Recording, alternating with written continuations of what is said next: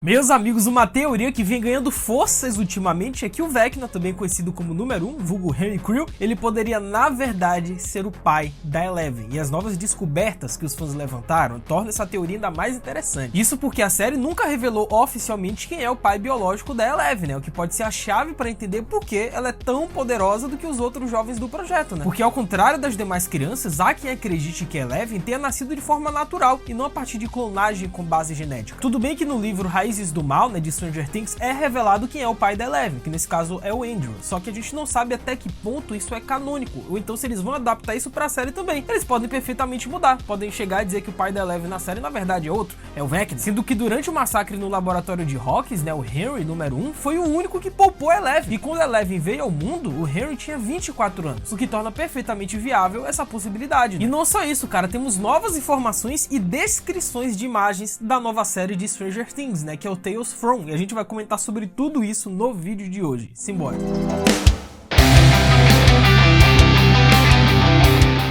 Hello my friends geek na voz, e desde que Stranger Things estreou lá em 2016 na primeira temporada, já tem quase 10 anos, pois é, a gente tá ficando velho, uma das grandes perguntas é justamente em relação ao pai da Eleven, que é o pai biológico dessa menina. Como eu disse, no livro Raízes do Mal é dito que é o pai dela, que é o Andrews, só que na série nunca foi dito, e uma das teorias mais ousadas, mas que vem ganhando força entre os fãs, é a possibilidade de que o Henry Creel, também conhecido como Vecna, seja o verdadeiro pai biológico da Eleven. Pode parecer chocante à primeira vista, mas quando colocamos todas as peças do quebra-cabeça juntas, a teoria começa a fazer um certo sentido, cara. A gente vai analisar essa teoria, tá? Vamos destrinchar os principais pontos, os argumentos e ver se no final isso realmente faz sentido ou não. O primeiro ponto é a origem obscura dos poderes da Eleven, porque a gente sabe que Eleven é um experimento, é uma garota diferente dos demais daquele laboratório. A gente sabe perfeitamente. Ela sempre se mostrou muito mais poderosa, né? Com habilidades que superam até mesmo outras cobaias como a Kali, que é o número 8. E uma das explicações levantadas na própria série e reforçada por teorias de fãs é que as habilidades das crianças vêm de experimentos genéticos feitos a partir do DNA do Henry Creel. O Dr. Brenner descobriu potencial imenso no Henry, teria usado o seu material genético para criar uma nova geração de crianças com dons psíquicos. E isso já é bastante aceito pelos fãs, né? Inclusive, eu acho que é isso que aconteceu. Todos os outros experimentos só existem por conta do DNA, do material genético do próprio Vecna. Mas e se no caso da Eleven o processo não foi apenas genético ou laboratorial? E se ela foi concebida naturalmente por meios tradicionais? Isso explicaria porque ela é diferente até mesmo de outros experimentos. Uma possível união entre Henry e Terry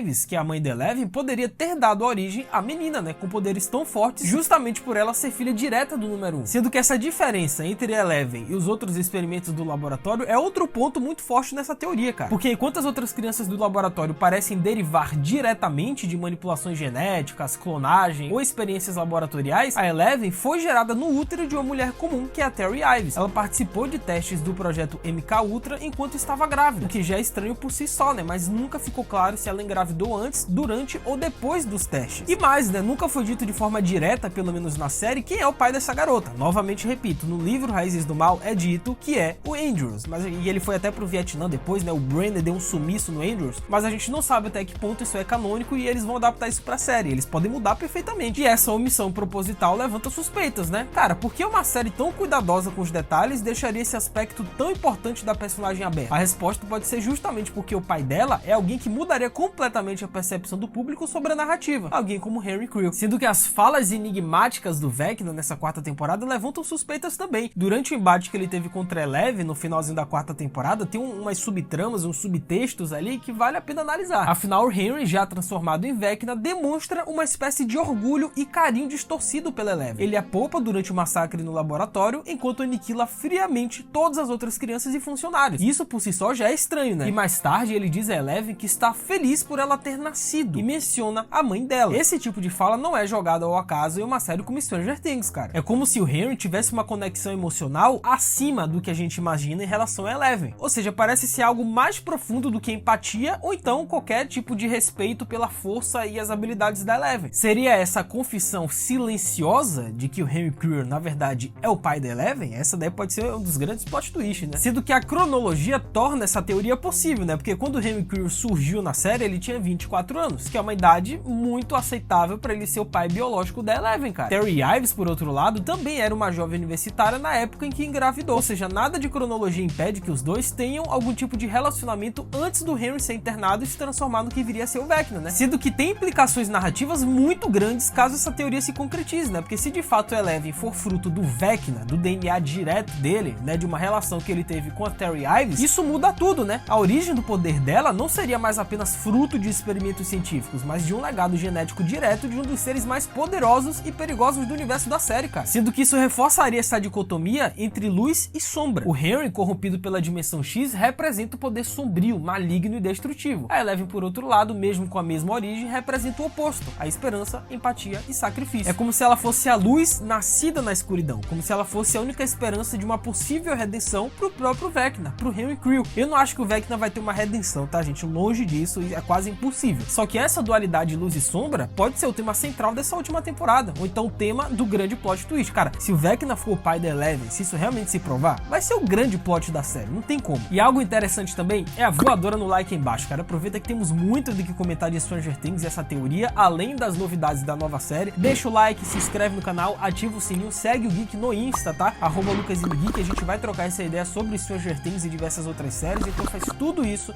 que é nóis.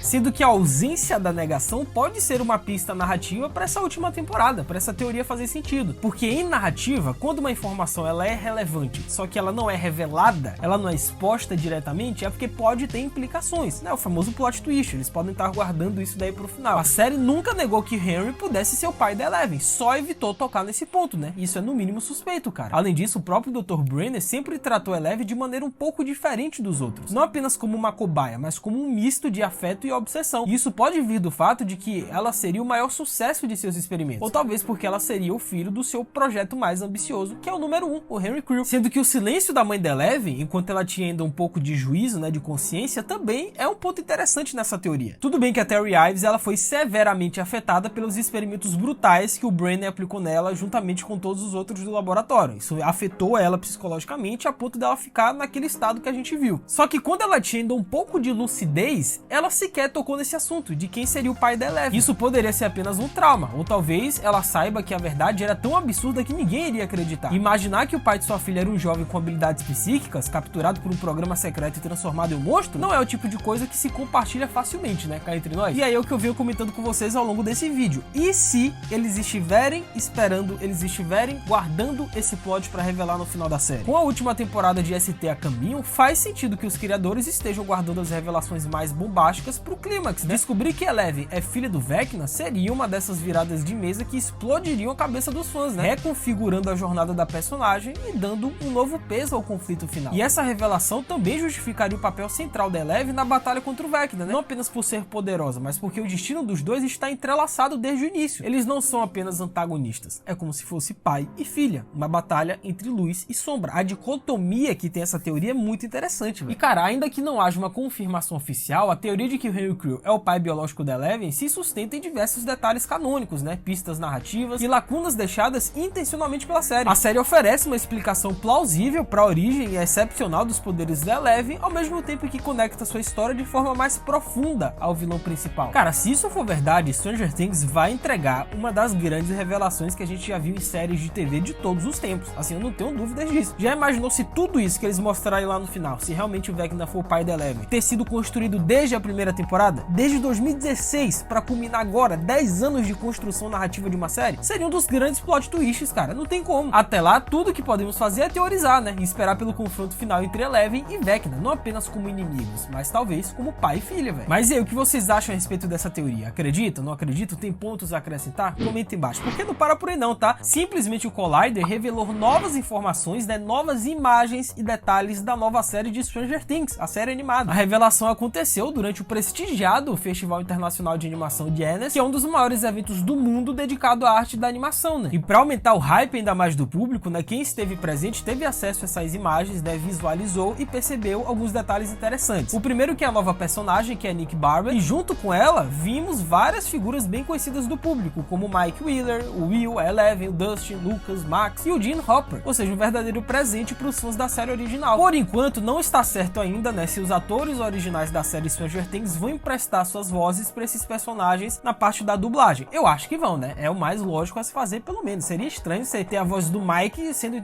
por outra pessoa, acho estranho. Só que hoje em dia os atores já cresceram, a voz já deu aquela engrossada, a voz já mudou, então não sei como ficaria essa questão da dublagem, porque nitidamente eles não têm mais vozes de criança, né? O que sabemos é que a Nick, ela foi descrita como uma consertadora, ou seja, parece que é alguém que resolve problemas, sendo que o visual dela também já foi revelado, né, que vai ser uma pessoa de cabelo curto e de cor rosa, cabelo de cor rosa, ou seja, isso já demonstra um pouco da personalidade da Nick, né? E as cenas exibidas mostram alguns dos locais mais icônicos da série, né, agora com o visual repaginado por meio da animação digital. Aparecem ambientes como a casa do Hopper, o famoso fliperama de Hawkins, o misterioso laboratório nacional de Hawkins, além dos amigos andando de bicicleta pela cidade, né, que é um clássico visual da série que não poderia faltar. E obviamente que a Netflix, besta nem nada, aproveitou esse evento, aproveitou que eles estavam comentando sobre a série, soltando novidades, imagens, e simplesmente deu meio que uma prévia de quando vai ser lançado. Temos uma possível data para a nova série de Stranger Things, tá? A previsão está para 2026. Não tem uma data específica, em qual mês, em qual dia, mas está previsto para 2026, ano que vem. Ou seja, vai acabar a série principal esse ano, né, em 2025, e ano que vem a gente já tem novidades de novo de Stranger Things, cara. A nova série vai estar aí. Obviamente que temos a sinopse, né? Bem-vindos de volta a Hawkins, um rigoroso inverno de 85, onde os personagens originais devem lutar contra novos monstros e desvendar um mistério paranormal que aterroriza sua cidade em Stranger Things Tales from 85, uma nova série animada épica. Mas aí, quais as teorias e expectativas de vocês para essa nova série de Stranger Things? Comentem embaixo. E só lembrando que vai se passar entre a segunda e terceira temporada, tá? Comentem as teorias que eu vou ler e responder todo mundo. É isso, até a próxima. Valeu, falou